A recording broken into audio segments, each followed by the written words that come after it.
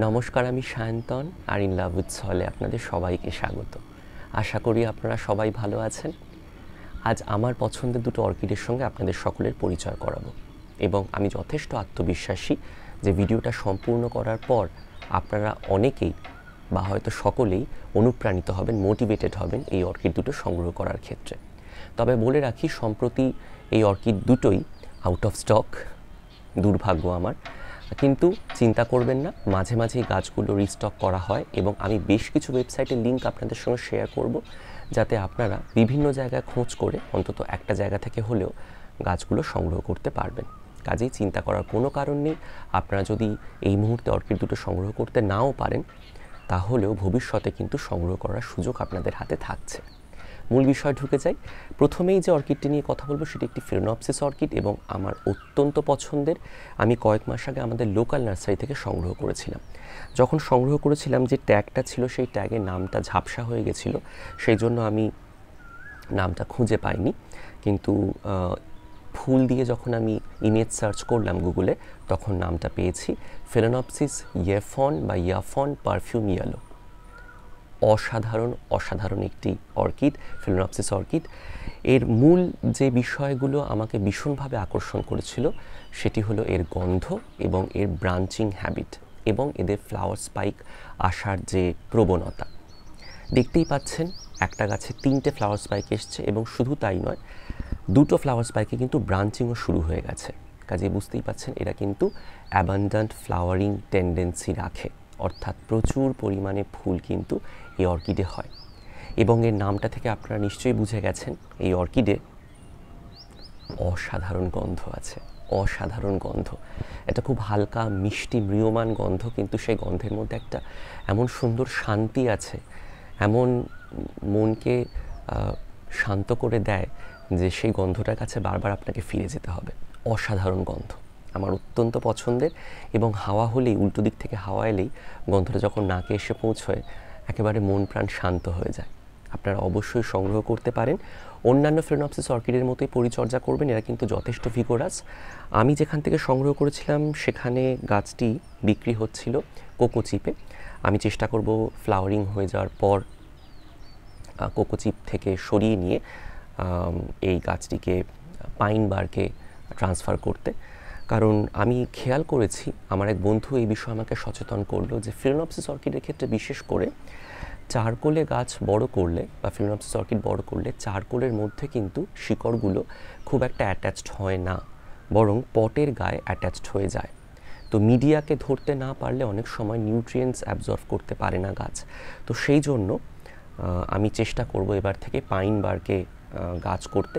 যদিও অসুবিধা হওয়ার কোনো কারণ নেই, আপনারা করতে পারেন চারকোলে, তাতে কোনো সমস্যা হবে না। কাঠকয়লাও যথেষ্ট একটি ভালো মাধ্যম এবং আমার মনে হয় সস্তায় যদি আপনি কোনো ভালো মাধ্যম সংগ্রহ করতে চান তাহলে কাঠকয়লা আদর্শ। পাইন বার্কটা একদমই অপশনাল এবং আপনার ব্যক্তিগত পছন্দের মধ্যে পড়বে বলেই আমার মনে হয়, এবং এটা যথেষ্ট খরচ সাপেক্ষ, সেটাও আমাদের মাথায় রাখতে হবে। কাজেই আমি পাইন বার্ক ব্যবহার করছি বলে আপনাদেরও পাইন বার্ক ব্যবহার করতে হবে এরকম কোনো ব্যাপার নেই। এবং আমি কিন্তু পাইন বার্ক সবাইকে রেকমেন্ড করছি না। আপনারা যারা চাইছেন, যারা অ্যাফোর্ড করতে পারছেন, তারা অবশ্যই ব্যবহার করতে পারেন। আর যারা চাইছেন আমি সস্তায় ভালো কোনো মাধ্যম ব্যবহার করতে চাই, তারা অবশ্যই কাঠকয়লা ব্যবহার করতে পারেন, খুব ভালো কাজ দেবে, কোনো অসুবিধা হবে না। তবে হ্যাঁ, যেটা আমি বললাম, শিকড়গুলো কাঠকয়লাকে না ধরে ওই পটের চারদিকের যে সারফেস আছে সেখানে জড়িয়ে ধরবে, তো সেটা খুব একটা সমস্যা হওয়ার কথা নয়, অন্তত আমার অভিজ্ঞতা থেকে আমি সেটুকুই দেখেছি। যাই হোক, এই অর্কিডটিকে তো আমি একটু আগেই বললাম অন্যান্য অর্কিডের মতোই পরিচর্যা করবেন। যে কোনো অর্কিডের পরিচর্যার ক্ষেত্রে মনে রাখবেন সরাসরি আলো দেবেন না। সকালের দিকে মোটামুটি 2 থেকে 3 ঘন্টা আলো আপনারা দিতে পারেন, এই গাছের ক্ষেত্রেও তার কোনো ব্যতিক্রম হয়নি। এবং আপনি যখন জল দিচ্ছেন তখন একই সঙ্গে পাতায় জল স্প্রে করবেন, পাশাপাশি চেষ্টা করবেন মিডিয়াতে জল স্প্রে করতে। কিন্তু যদি আপনি খেয়াল করে দেখেন যে পাতায় দেওয়া জল আস্তে আস্তে গড়িয়ে মিডিয়াতে পড়ছে এবং মিডিয়া যথেষ্ট ভিজে থাকছে, তাহলে কিন্তু খুব সাবধান। কারণ অনেক সময় কি হয়, আপনি হয়তো দেখছেন মিডিয়ার উপরের অংশ মোটামুটি শুকনো আছে কিন্তু নিচের অংশটা যথেষ্ট ভিজে, এবং আপনি তার উপরে যদি জল দেন তাহলে কিন্তু রুট রট হতে বাধ্য, বিশেষ করে গরমকালে গাছ যখন একটু ঝিমিয়ে পড়ছে। কারণ ফিলোনপসিস অর্কিড কিন্তু 37, 38, 40 ডিগ্রি সেন্টিগ্রেড তাপমাত্রা নিতে পারে না, সেটা কিন্তু অবশ্যই আপনাদের মাথায় রাখতে হবে।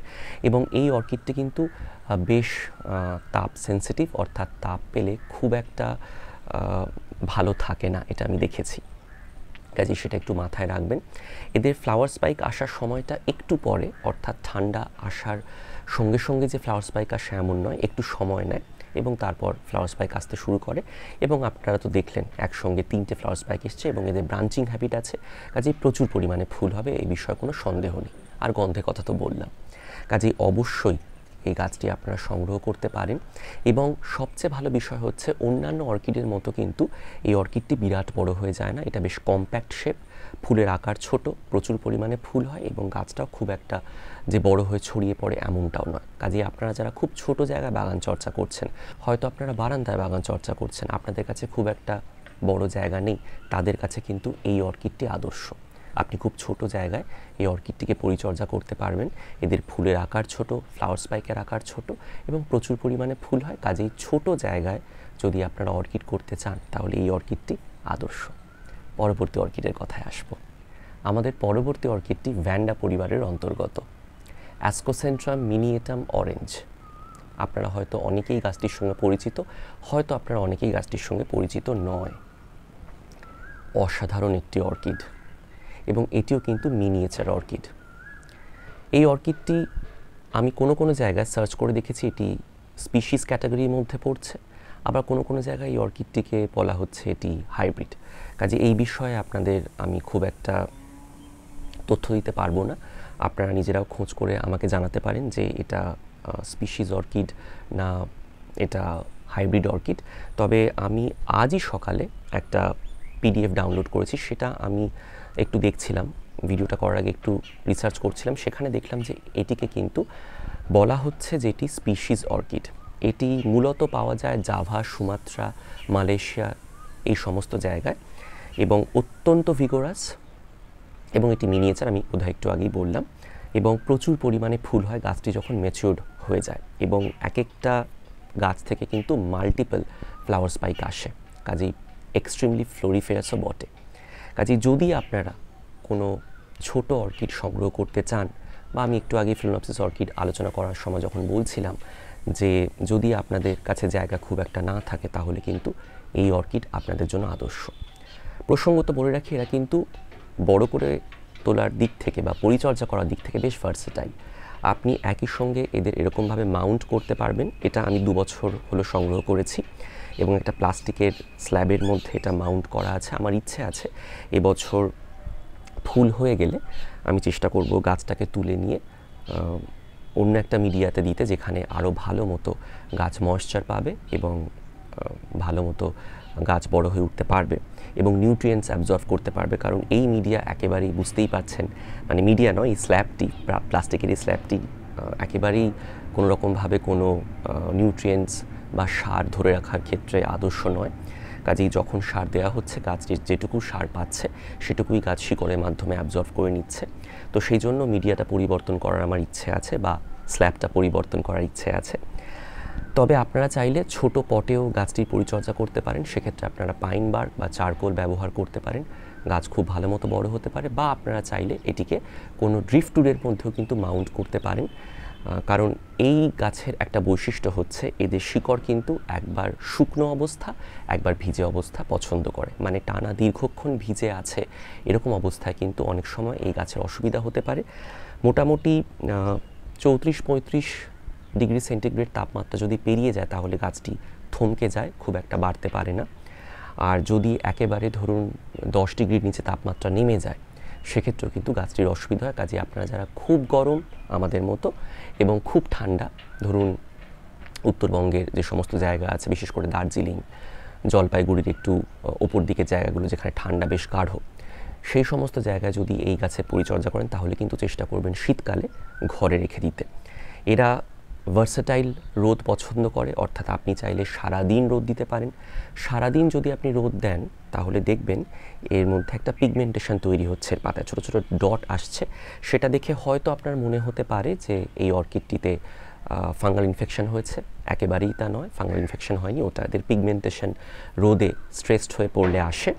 কাজেই সেক্ষেত্রে নিশ্চিন্ত থাকুন, কোনো সমস্যা নেই। এবং আপনি চাইলে ভোরবেলার 3 থেকে 4 ঘন্টা আলো এবং বাকি সময়টা অপ্রত্যক্ষ উজ্জ্বল আলো অর্থাৎ ইনডাইরেক্ট ব্রাইট সানলাইটে আপনারা রাখতে পারেন, তাতেও কিন্তু গাছ খুব ভালো থাকবে এবং ভালো মতো নির্দিষ্ট সময় ফুল দেবে।